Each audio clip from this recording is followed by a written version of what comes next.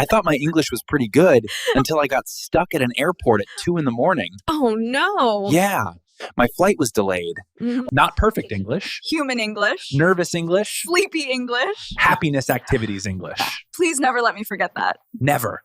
Which was? Did you check any bags? That's normal. Totally normal. But my brain stopped working. Completely. What did you say? I looked at her and said, yes, I controlled my luggage personally. No, I don't even know what that means. I controlled my luggage personally. You sounded like an FBI agent. Exactly. And she just stared at me like, sir, are you okay? That's the thing about airports. Even simple English suddenly feels difficult when you're tired or nervous. Especially airports. Everything feels stressful there. The lights, the announcements, people walking fast. The pressure. Yes. And suddenly you forget every English word you've ever learned. Exactly. And gentle music fades in. Hey everyone, welcome back to Think and Speak English. The cozy little corner of the internet where you can relax and slowly build your English naturally. No pressure here.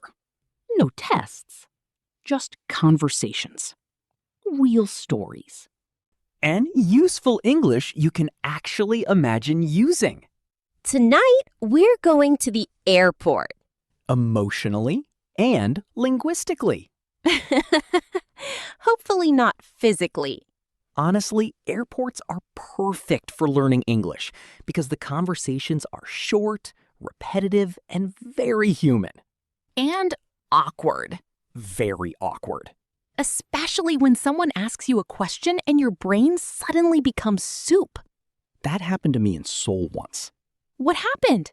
I arrived after a 14-hour flight. I was half asleep. And the immigration officer asked, "What's the purpose of your visit?" Classic airport question. Very classic. Very normal. But for some reason, I forgot the word vacation. Oh no. So I panicked and I said, I am here for happiness activities. Happiness activities? Listen, in my mind, it sounded beautiful. It sounds like a wellness cult. He looked deeply concerned. Honestly, I understand him. But eventually he smiled and said, tourism? Ah, that's such an important moment.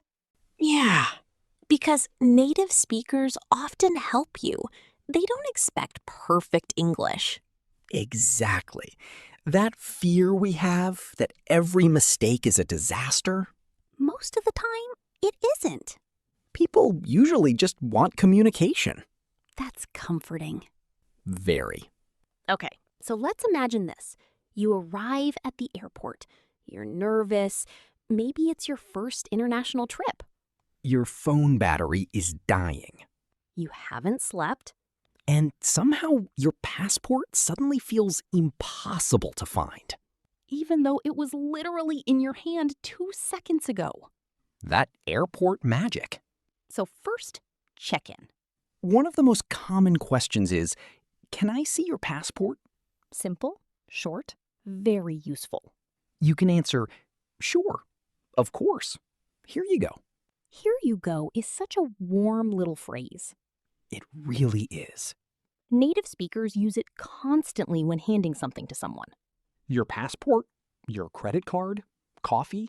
Your emotional baggage. Especially that. Another airport phrase I hear all the time. Did you pack your bags yourself? Important question. The first time I heard it, I thought they meant physically. Wait, what? I almost answered, no, emotionally. My mother packed them. Honestly, that's kind of poetic. Thank you. But yes, they mean, Did anyone else put something inside your luggage? And you can simply answer, yes, I packed them myself. Or, no, someone helped me. Short answers are powerful. Especially when you're nervous. That's true. A lot of English learners think they need long, perfect sentences. But real spoken English is often very short. Especially at airports. Like, window or aisle? Window, please. Do you have any liquids? Just water.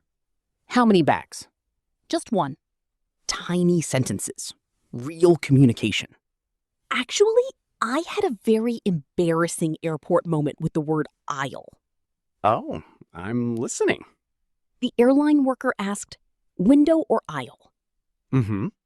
And I forgot the word aisle, so I confidently said, the chair near walking. Near walking? My brain was trying its best. Honestly, that's advanced survival English. Thank you. And that's another important thing. Even broken English can communicate emotion and meaning. You do not need perfect grammar to survive an airport. You just need courage and maybe coffee. Mostly coffee. Okay, let's move to security. Ah, yes. The place where everyone suddenly forgets how pockets work. Security English is actually very repetitive. You'll hear things like, please remove your shoes. Take out your laptop. Put your bag on the belt. On the belt confused me the first time. Same. I imagined a giant clothing belt. Me too. But they mean the moving conveyor belt. Airports really have their own vocabulary world. They do. Another useful phrase? Do I need to take this out? Very natural. Very useful. Especially if you're holding something suspiciously shaped.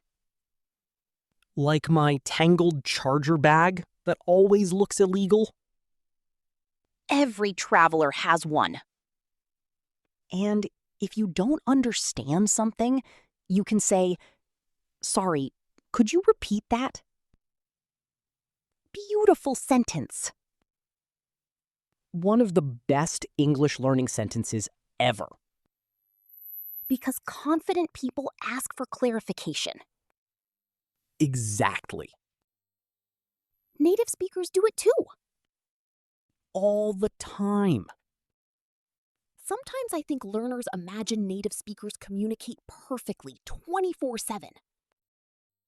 Absolutely not. Native speakers mumble. We misunderstand things. We ask people to repeat themselves. Especially in airports with terrible speakers. Airport speaker. Attention passengers. Oh, flight. Gate change. Oh. Exactly. Nobody understands airport speakers. That's universal human suffering. Okay, let's talk about one of the most stressful moments. Missing the gate announcement? Worse. Losing your passport? Worse. What? Realizing you're at the wrong gate. Oh no. And boarding starts in 5 minutes. Instant panic. Your heart leaves your body. You suddenly speed walk like an Olympic athlete. So here's a useful question. Excuse me, where's gate 32? Simple and natural. Or, is this the line for flight 207? Airport English is really about calm survival. That should be on a t-shirt. Calm survival. I'd wear it. Okay, let's do a little role play. Ooh, cinematic airport mode. Imagine this. You arrive late at night. Your flight was delayed. You're tired. And now your luggage is missing. Nightmare scenario. Ready? Ready. Hello.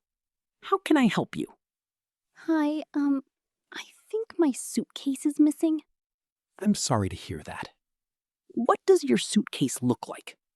It's black, medium-sized, and it has a small blue tag on the handle. Okay. Did you already check the baggage claim area? Yes, I did. I waited there for almost an hour. I understand. Can I see your baggage receipt? Sure, here you go. I think that's important for learners to hear, though. Fluency isn't about sounding perfect all the time. It's about connection. Exactly. Even tiny conversations matter. Asking for help, finding your gate, ordering coffee before your flight. Saying, "Excuse me, Thank you. could you help me?" Those small moments build confidence. Slowly. Quietly. Like stacking little bricks. And eventually, you realize, wait, I can actually do this. I can live in this language a little. That's a beautiful feeling. So tonight, we traveled through airports, through confusion, through security lines, through emotional baggage. Definitely emotional baggage. And hopefully now, airport English feels a little less scary. A little more human. A little more possible. Before we go, we'd love to hear from you. Tell us about a moment when you used English in real life. Maybe at an airport. Maybe at a hotel. Maybe just ordering coffee. Small moments count too. And if you want, write one airport phrase you want to remember forever. Mine is still near walking. An iconic sentence. Thank you. And wherever you are tonight, on a plane, at home, studying after work, or falling asleep with this podcast in the background, we're really glad you're here. Your English is growing, even on the days it feels messy, even on the awkward days. Especially on the awkward days. Little by little, these words become part of your real life. And one day, an airport conversation that once felt impossible. Will feel completely normal. Good night, everyone. See you in the next conversation.